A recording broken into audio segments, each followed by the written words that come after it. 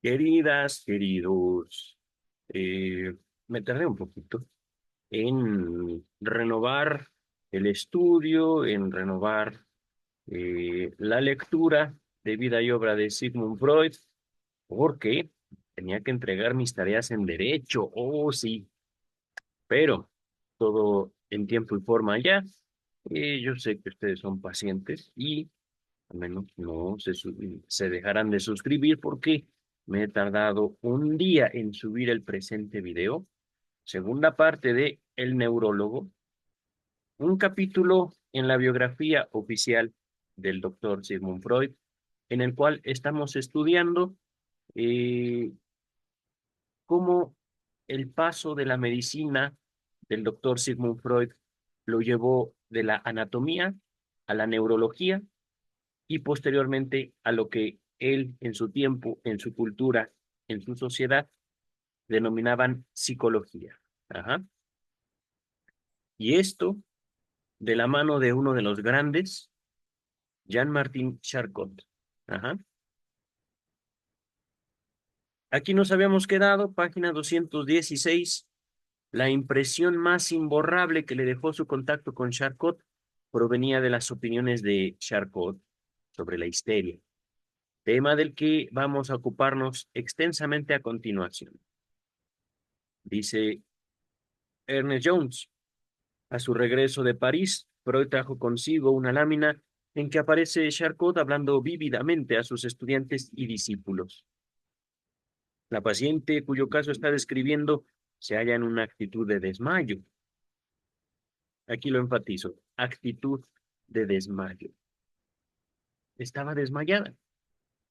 No es conducta, actitud. Ajá. Así lo nombra Ernest Jones, en un estado semi-inconsciente, sostenida por Babinski, cuyo brazo rodea su agraciado talle, su cintura. Ajá. La hija mayor de Freud escribe al respecto. Durante mi infancia, esta lámina ejerció una extraña atracción sobre mí. Yo solía preguntarle a mi padre, ¿qué le ocurría al enfermo? La respuesta invariable de mi padre era que tenía la ropa demasiado ceñida, demasiado ajustada, con una intención moralizadora sobre la tontería de seguir tal costumbre. La mirada que dirigía al cuadro me demostraba, ya entonces, con ser tan pequeña, que para él encerraba recuerdos importantes o felices, y que era cara a su corazón. Cuando Freud fue a París, todavía las investigaciones anatómicas le interesaban más que los temas de clínica, el tratamiento de pacientes, y al principio trató de proseguir aquellas, las investigaciones anatómicas. Ajá, en el laboratorio de la Salpêtrière. Charcot y Guignon, no sé cómo se pronuncia, nombre francés, Guinon le vamos a decir, lo vamos a latinizar. Charcot y Guinon le procuraron para ello algunos cerebros de niños. Ajá. Aquí no se espanten, queridas, queridos, por supuesto, estamos hablando de médicos, cosas que hacen, digamos, para saber, y por supuesto, no estamos hablando de que Charcot y Guiñón le hicieron daño a niños. Seguramente habrán tenido como médicos la posibilidad de acceder a cadáveres de niños. Ajá. Y para esto, justamente, se extirpan los cerebros y se les entrega a los investigadores en anatomía. Ajá. Es decir, este niño se murió, toma su cerebro, ujú, para que tú sigas investigando cómo funciona el cerebro. Ajá. Entonces comenzó un trabajo en que se proponía estudiar la degeneración descendiente en su amada médula espinal. Aquí, antes de avanzar de generación, estamos hablando de daño anatómico, daño físico. No estamos hablando de una degeneración en sentido moral. Ajá. Degeneración igual a daño, decaimiento. Por esa época no publicó nada sobre temas de patología, pero en la monografía sobre parálisis cerebrales infantiles que escribió 5 años más tarde, describió su estudio sobre un caso de esa índole que le fue encomendado por Charcot. Se lo encargo. Ajá. Era el caso de una mujer que había estado internada en la Salpêtrière desde 1853. ¡Wow! Estamos hablando que esa mujer estuvo cerca de 30 años en un hospital, sufriendo de hemiplegia, parálisis de un lado del cuerpo. Puede ser hemiplegia lateral o, vaya, parálisis, por ejemplo. Ajá. Y otros síntomas. Freud hizo un informe con una admirable prolijidad, es decir, muy amplio, sobre hallazgos de la autopsia. Ah, miren, ya había muerto. Era una descripción muy detallada de la esclerosis resultante de una embolia sufrida 30 años antes. En cuanto a las facilidades de trabajo que ofrecía el laboratorio de la Salpêtrière, indudablemente diferentes de aquellas a que él estaba acostumbrado, le resultaban cada vez menos satisfactorias. Y el 3 de diciembre anunció su decisión de retirarse. Esto marcaba casi el final de su trabajo frente al microscopio. He ahí la principal herramienta, el principal camino para las investigaciones anatómicas del doctor Sigmund Freud. De ahí en adelante habría de convertirse en clínico puro. En la carta que siguió a esto, eh, enumeró 7 razones convincentes por las cuales había tomado esa decisión, alegando, empero, que tenía la intención de reiniciar las investigaciones anatómicas cuando regresara a Viena. Una abundancia tal de razones indica, por lo general, que se está impidiendo que aflore la razón fundamental. Psicoanálisis, queridas, queridos. Y que puede suponer que esta última no era otra cosa que la fascinación de la psicopatología, que en su ánimo despertó la influencia de Charcot. Es decir, tengo tantas razones que las estoy exponiendo para no decir la verdadera. Ajá. Psicoanálisis, lógica psicoanalítica. El texto que estamos leyendo fue un texto hecho por un discípulo de Sigmund Freud, es decir, un psicoanalista. Ujú. Podemos entonces asegurar que la principal razón de este cambio de la anatomía a la clínica fue Charcot. Ajá. Pero había, aparte de eso, un motivo de índole más personal. A un año de su compromiso, ya había advertido la existencia de cierto conflicto entre el hecho de verse absorbido por su trabajo científico, que para él quería decir trabajo de laboratorio, y su amor por Marta. Lo intuía, no sé por qué. De alguna u otra manera, es que, queridas, queridos, eh, cuando un hombre encuentra una pasión, y esa pasión, digámoslo así, lo absorbe,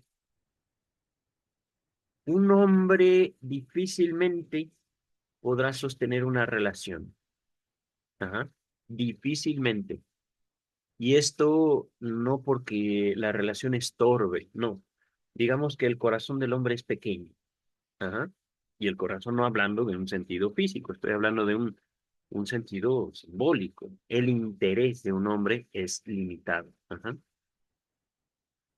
Dice el texto. A veces afirmaba que aquel era un sueño y este su amor, una realidad. Y tenía razón. Les digo por qué. La ciencia nunca acaba. La ciencia es un bebé con apetito insaciable. Ajá. Mientras que, efectivamente, no solo es satisfactorio amar, sino que es parte importante, quizá fundamental, de la vida humana. Ujú. Dice el texto. Más tarde le dijo a Marta que la anatomía del cerebro era su único rival, que ella tuvo o pudo llegar a tener jamás. ¿Me explico? No estamos hablando de un hombre, digamos, eh, tonto, de un hombre sencillo. No estamos hablando de un hombre en el sentido común de la palabra, ¿no? Estamos hablando de una de las mentes, de uno de los hombres, de una de las vidas humanas más sobresalientes de la historia, y aún así, un hombre que no podía entregarse a la investigación sin descuidar el amor de su vida. Ajá, dice el texto. Luego, desde París escribió, sé desde hace mucho tiempo que no puedo dedicar mi vida íntegramente a la neuropatología. Pero la idea de que uno puede sacrificarlo todo por una adorada mujer se me ha hecho clara apenas llegan aquí en París.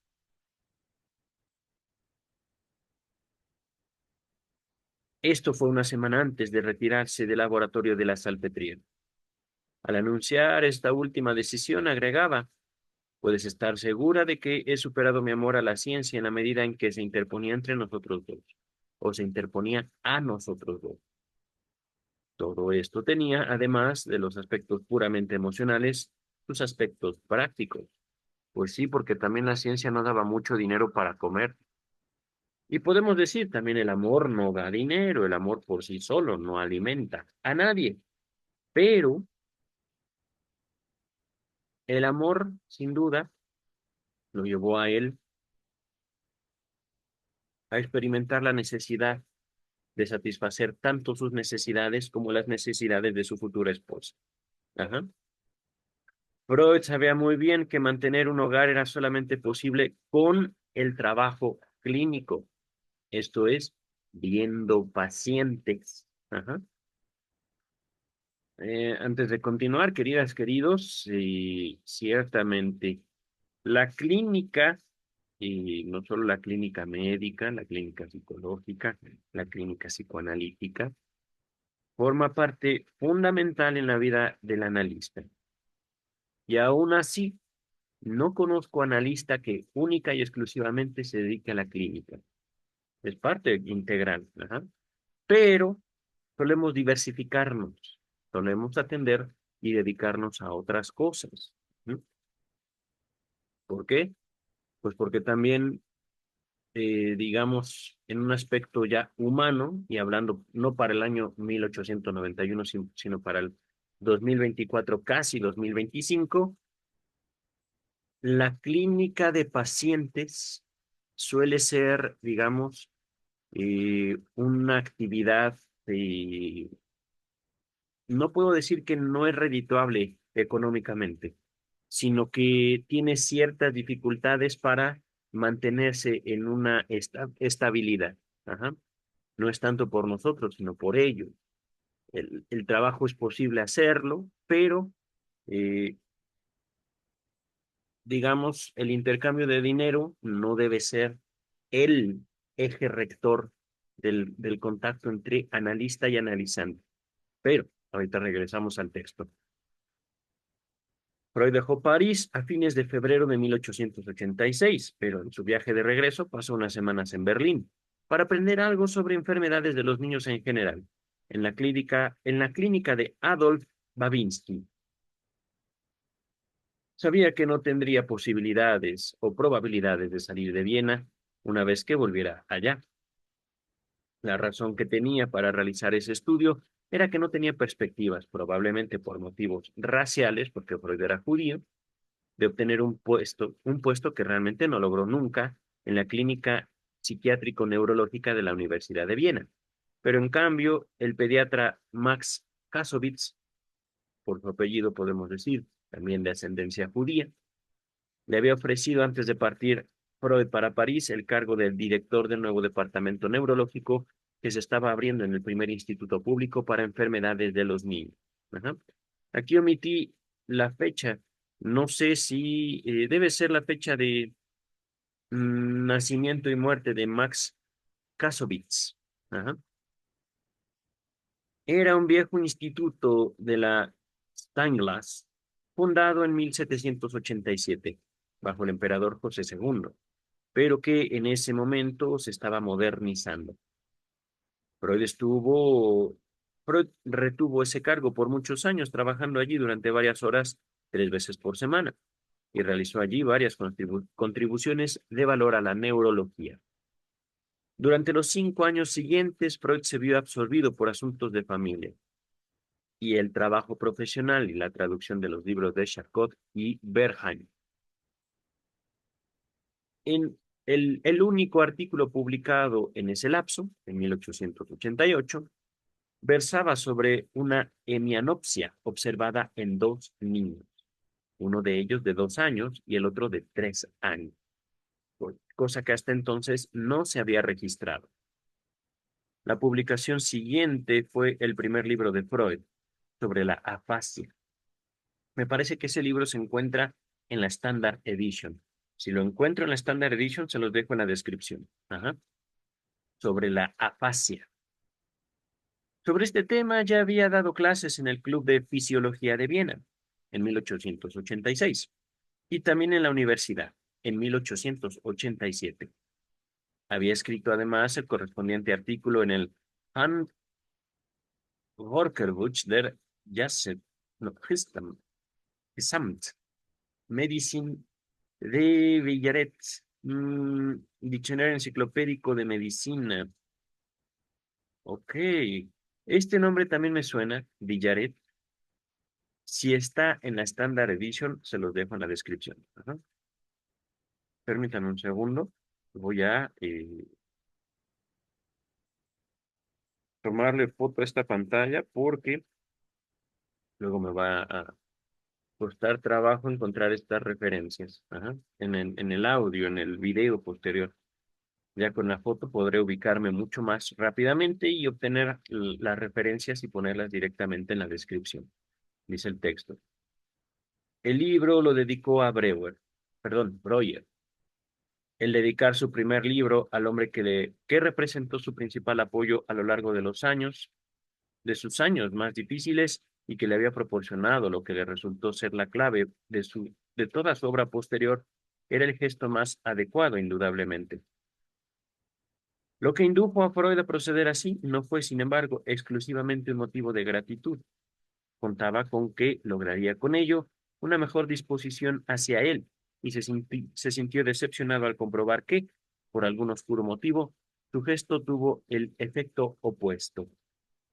La mayor parte de los estudiosos de la obra de Freud estarían de acuerdo con la opinión de este mismo, en el sentido de que este libro representa el más valioso de sus trabajos en neurología. En él podemos tener la primera impresión auténtica de lo que llegaría a ser Freud en los años posteriores o ulteriores. Nos muestra el razonamiento ajustado, la lucidez, la argumentación persuasiva y sugerente, una sincera discusión de las objeciones y una notable capacidad de ordenación del material que llegaron a ser tan característicos en sus obras.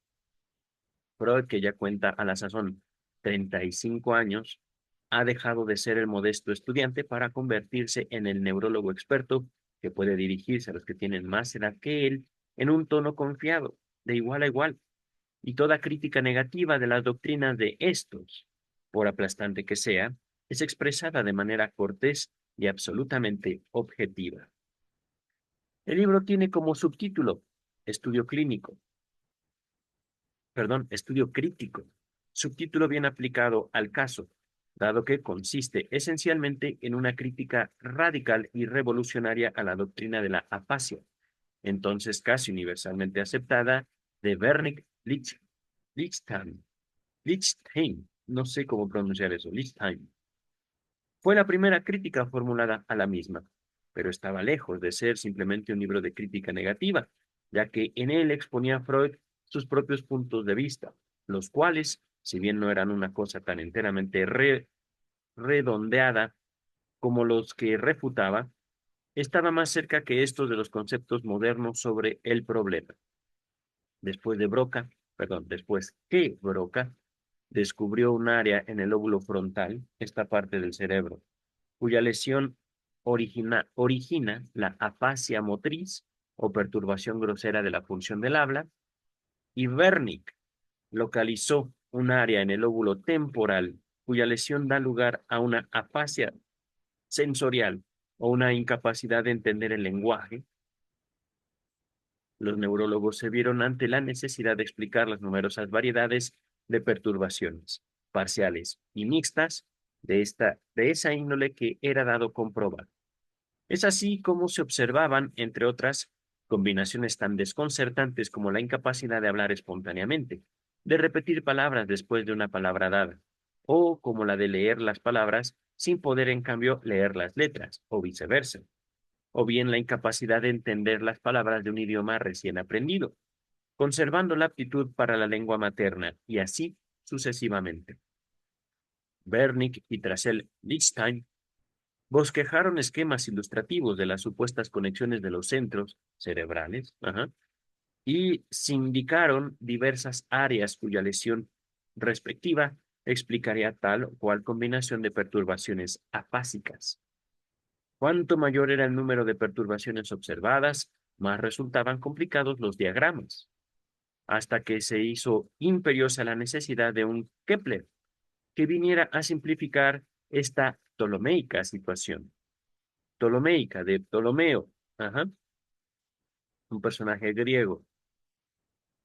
Ahorita no me voy a tener, búsquenlo en internet, búsquenlo en Google, Ptolomeo, se escribe PTO, Ptolomeo. Ajá. Esto fue lo que se propuso hacer Freud. Un análisis detallado de los casos publicados le demostró que los esquemas presentaban contradicciones internas y ello le hizo atreverse a poner en duda la base misma de la doctrina. Es decir, que las diversas afasias pudieran ser explicadas por lo que había recibido el nombre de lesiones subcorticales de las vías de asociación. Sus dudas se hubieran confirmado de una manera rotunda de haber sabido lo que sucedió a Bastian, la gran autoridad inglesa en afasia. Apenas un año después de la aparición del libro de Freud, en un caso insidioso de afasia, Bastian diagnosticó una lesión diminuta de las supuestas fibras de asociación bajo la corteza. Pero cuando la autopsia reveló la existencia de un enorme quiste que había destruido buena parte del hemisferio cerebral izquierdo, se sintió tan aturdido que renunció a su puesto en el hospital. Fíjense este caso. Una autoridad científica asumen una ligeritita lesión, pequeñita. Y cuando la paciente o el paciente mueren, abren su cuerpo y encuentran un quiste que casi destruye la parte izquierda del cerebro de esa persona. No fue un error pequeñito, fue un error monumental. Ajá. Y un error en cuanto a una hipótesis anatómica. Ajá. Y ese error monumental, ese diagnóstico errado, llevó a una autoridad a renunciar a su puesto. Ajá. Por supuesto, no soy quien para decir hizo bien, hizo mal. Simplemente, para él, para Bastian, era importantísimo. Ajá. Eso lo podemos decir. Renunciar a un puesto en un hospital no debió haber sido una decisión fácil de tomar, pero aún así, ese error, entre comillas, para Bastian era muy, muy pesado. Ujú. Dice el texto, en lugar de este esquema de diminutas localizaciones, Freud propuso una explicación enteramente diferente, de índole funcional. Aceptaba que la destrucción de los tres principales centros, el centro motor, el centro acústico y el centro visual, da origen a la afasia motriz, la afasia sensorial y la alexia, respectivamente. Dificultades motoras, digamos, para articular palabra, entiendo. Dificultades acústicas, para poder escuchar. Y dificultades visuales. Ajá. Aquí pienso yo, leer. Ajá. Pienso. Alexia. y sugería como explicación de todas las demás subvariedades de la perturbación la existencia de diferentes grados de desarreglo funcional emergentes de un área leve o seriamente lesionada. Al hacer esta sugestión, citaba la doctrina de la desinvolución de Jackson, según la cual las actitudes más recientemente adquiridas o menos importantes son afectadas antes que las más fundamentales. E ilustra esto con numerosos ejemplos. Despojó a los centros de Broca y de Wernicke de su aureola seminística, de centros de acción independiente y destacó el hecho de que su importancia es solamente anatómica, no fisiológica. Ahorita vemos cuáles son las diferencias. Y, y debida simplemente a su proximidad de las áreas motrices del cerebro, en el caso del primero, y de la entrada de las fibras de los núcleos acústicos en el segundo. Estos centros no son, por lo tanto, más que puntos nodales en la red general. Ahora, diferencia entre anatomía y fisiología. Ajá. Me parece, ahorita lo checo. Fisiología es el estudio de los tejidos, podemos decir, cómo trabajan las células de diferentes sistemas en el cuerpo, mientras que la anatomía trata, digamos, de su distribución como sistema. Me parece, pero voy a buscar qué es la fisiología. Fisiología.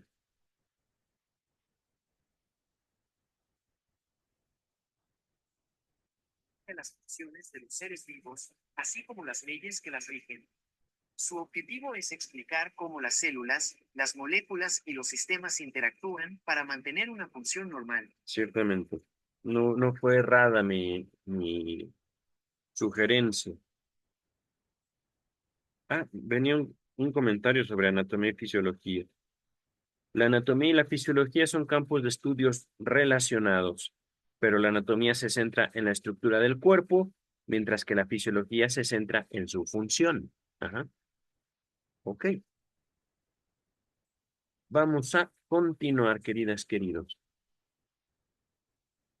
Todo esto representaba para Freud una etapa en el proceso de su emancipación de los aspectos más mecánicos de la escuela de Helmholtz, en que se había formado.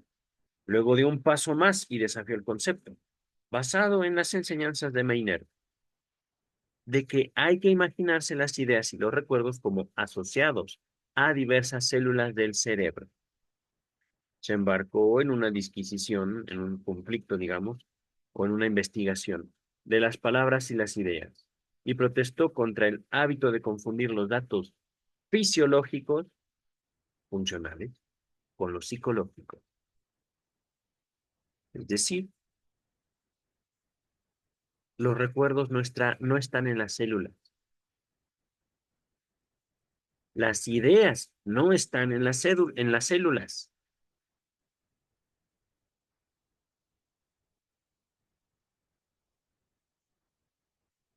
Una de las palabras usadas por Freud desde sus primeros textos ya psicoanalíticos y que al menos a mí me impactó muchísimo fue la palabra representación. Ajá. De hecho, yo podría decir que es una palabra central para la comprensión del psicoanálisis y que lo separa de al menos la psicología académica para el año 2024-2025. Representación. Y no estamos hablando de un concepto filosófico, sino más bien el empeño, digamos, de distinguir cómo el sujeto humano participa activamente en el proceso de construcción, tanto del lenguaje como de las ciencias humanas. Ajá. Es decir, aquí, en el texto que estamos viendo, los maestros de Freud, los compañeros de Freud de laboratorio, decían, las ideas, los recuerdos, están en el cerebro. Y poco a poco Freud dice, me parece, sospecho que eso no es cierto. Es verdad. El cerebro nos sirve para interpretar el mundo. El cerebro nos sirve para controlar nuestro cuerpo. Pero también hay algo más. Así lo estamos, o lo quiero yo plantear. Ajá. Calificó la función de dar nombres a los objetos como la parte más débil de nuestro aparato lingüístico y que a menudo, en consecuencia, es la primera en ser afectada. A este defecto, la afasia sensorial transcortical de Wernicke le dio el nombre de afasia asimbólica, dando así un nuevo uso a la frase de Finkelburg, para lo cual se basó en que éste no había hecho la distinción entre la función de designar los objetos y la de reconocerlos. Es que, miren, me pongo a pensar, función, función, función. Esta parte del cerebro sirve para esto. Ajá. Esta parte del cerebro sirve para nombrarlos y esta otra parte sirve para poder reconocerlo. No es lo mismo yo veo a yo nombro. Ujú. Dice el texto. La deficiencia de esta última función fue bautizada por Freud con el nombre de agnosia, incapacidad de reconocer. Denominación esta que se conservó así como la distinción por él establecida. En cuanto a la ecolalia en la afasia, tantos nombres tan técnicos, era para él nada más que un signo de asimbolia. Ok, ok. Digo, no soy médico, tampoco quiero ser médico, menos quiero ser neurólogo, pero ok, digo, allá ellos y su palabrería. La crítica más severa fue posiblemente la que hizo a la doctrina de su antiguo maestro Maynard. Maynard o Maynard, no sé, tal vez aquí hay un error de imprenta, según la cual la corteza cerebral contiene una proyección de las diferentes partes del cuerpo. Demostró los errores de histología en que se basaba tal hipótesis. Freud no tuvo mucha suerte con este libro, a pesar de ser muchas las conclusiones del mismo que finalmente fueron aceptadas. El ambiente no estaba aún maduro. Shelley observa casi todas las reseñas históricas acerca de la afasia, omiten toda referencia a este libro. La única excepción parece ser el trabajo de Goldstein, Über die Aphasie, de 1910. En los 850 ejemplares que se imprimieron al cabo de 9 años, se habían vendido 257, es decir, menos de la mitad. En 9 años. Ciertamente la literatura y mucho menos la científica no es una opción viable de economía sustentable. Ajá. Los restantes fueron inutilizados, quemados, reciclados, no lo sé. En Gran Bretaña no se encuentra ningún ejemplar en las bibliotecas, pero recibió por los derechos de autor 156,60 gulden, más o menos como 12 libras con 10 chelines. No sé cuánto sea eso. Por supuesto, estamos hablando de un periodo económico muy particular. Mil, 1800, ¿qué? Más o menos 1890, más o menos. Ajá. Desconozco, pero no creo que haya sido una cantidad importante. Dice el texto. Llegamos ahora a las últimas investigaciones neurológicas de Freud, las que realizó en el Departamento Especial del Instituto Infantil de Kassovitz. 9 artículos datan de esa época, de los cuales uno, el que se refiere a la hemianopsia en la primera infancia, ya ha sido citado aquí. El siguiente publicado, también en 1891, era una maciza monografía de 220 páginas con una bibliografía de 180 títulos, escrita en colaboración con su amigo el doctor Oscar Rae, pediatra que hacía de ayudante de Freud en su servicio. Por este trabajo, el nombre de Freud se hizo conocer y es recordado aún entre los neurólogos de todo el mundo. El tema de las parálisis unilaterales en los niños fue tratado allí exhaustivamente desde todos los puntos de vista, exponiéndose detalladamente 35 casos. En primer lugar, se considera plenamente la historia y la literatura del tema. Sigue después un análisis de los síntomas individuales, la anatomía patológica, el diagnóstico diferencial y el tratamiento. Es un estudio clínico de primer orden. Por primera vez fue individualizado aquí, digamos, separado, un nuevo síndrome, la paresia coreiforme. Es una afección en la cual la parálisis unilateral que cabría esperar es sustituida por movimientos libres semejantes a los de la córea. Ah, no, no es córnea, es corea. Ok. Más tarde se destaca que muchos casos que parecen ser de epilepsia infantil en realidad pertenecen al grupo que aquí se estudia, aun cuando no haya verdadera parálisis. Los autores ponen en duda la opinión de Strumpel en el sentido de que la poliomielitis aguda puede causarla una hemiplegia cerebral, si bien confiaban en que una concepción más amplia de la primera de estas afecciones podría conducir al descubrimiento de una etiología común, de un origen común, es decir, igual a todos los casos. Ajá. 2 años más tarde publicó Freud un breve artículo sobre un misterioso síntoma, hipertonia de los miembros inferiores. Hipertonia, perdón, hipertonía. No sé qué es hipertonía. Eso lo dejamos pendiente para investigar en otro momento. Hallado en el 50% más o menos de los casos de enuresis, incapacidad para retener la orina, me parece. Estaba lejos entonces de toda noción acerca del carácter psicológico de estos casos. En el mismo año, 1893, publicó una monografía de 168 páginas sobre parálisis de los niños, esta vez sobre las diplegias centrales. Fue publicada como las anteriores en unos archivos dirigidos por Kassovitz. Hacía juego con la anterior y de este modo quedaban estudiadas casi todas las formas de parálisis infantiles. Perdón, no casi, son todas las formas. Miren, aquí es que no puedo evitar ya hacer esta observación.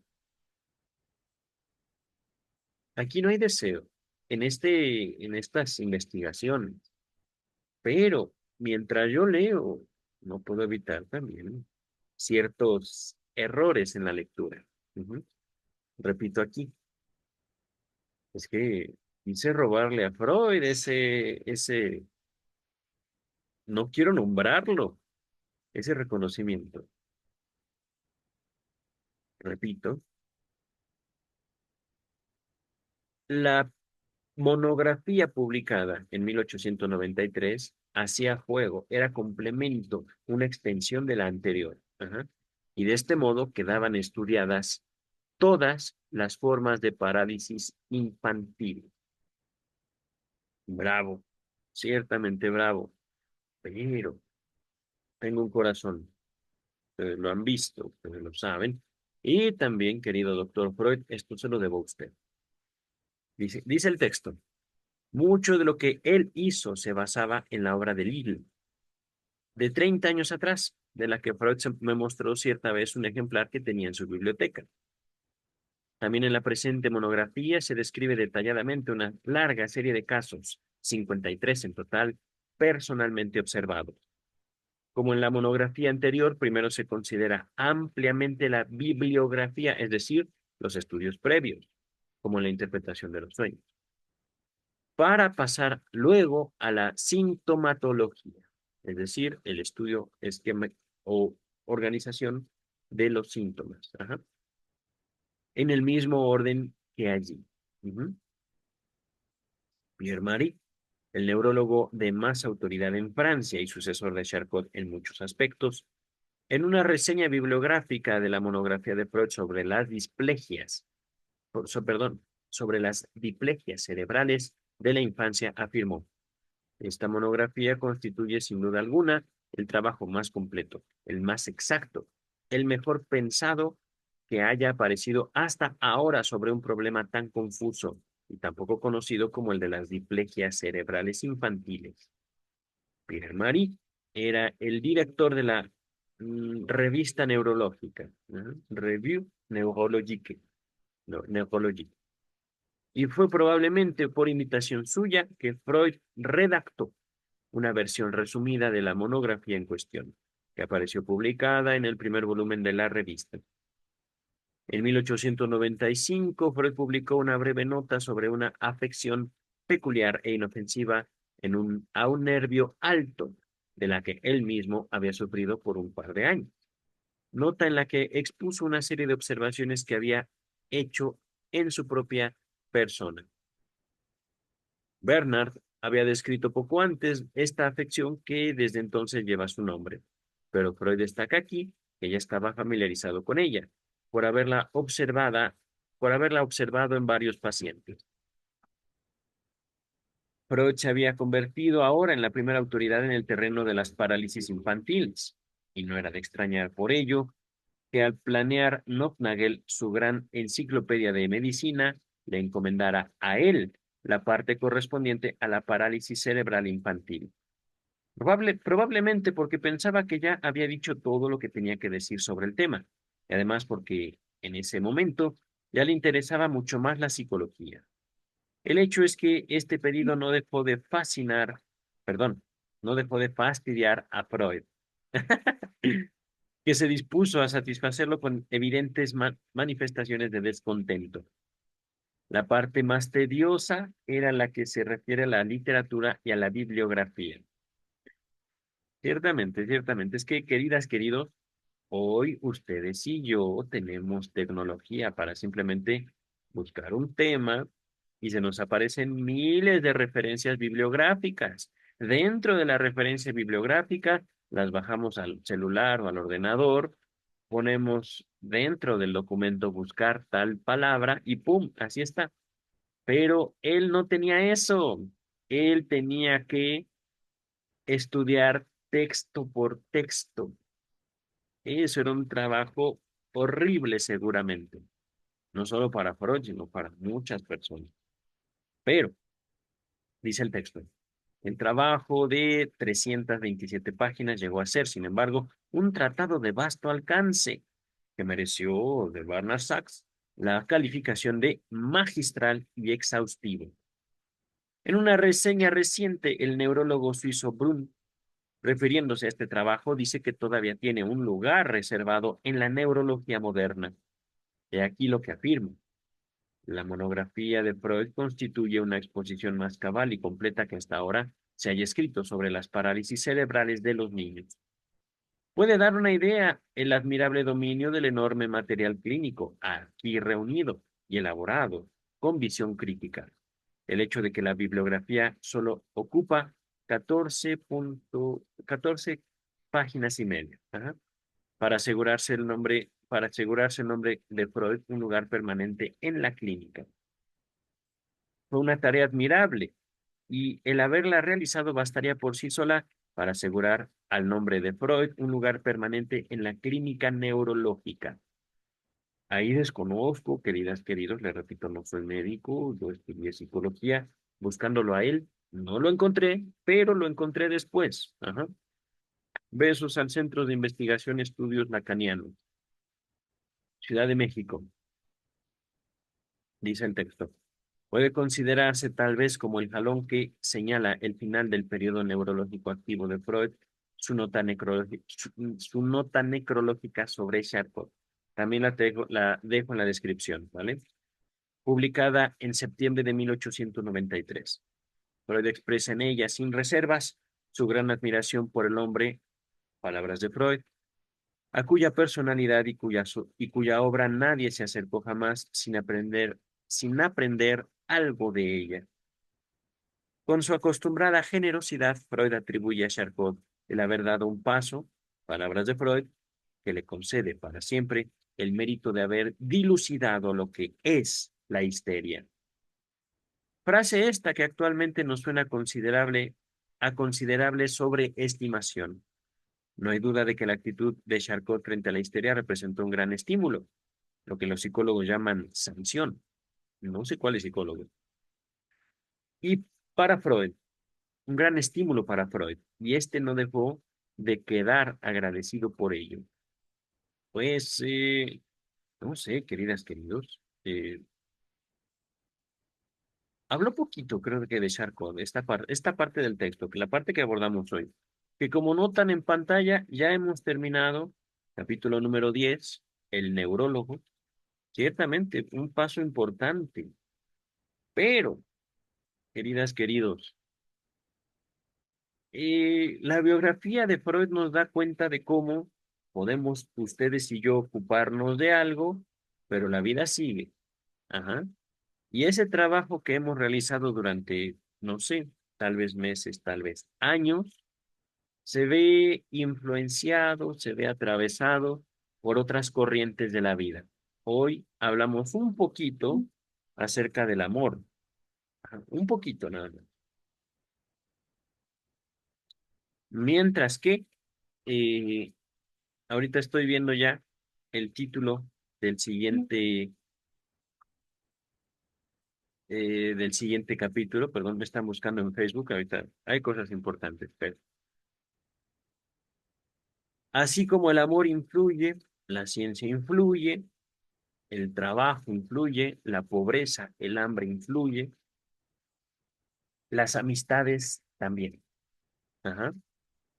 Vamos a finalizar aquí este video, queridas, queridos. Yo creo que me voy a dedicar a grabar mucho estos tiempos, porque luego me agarran las carreras.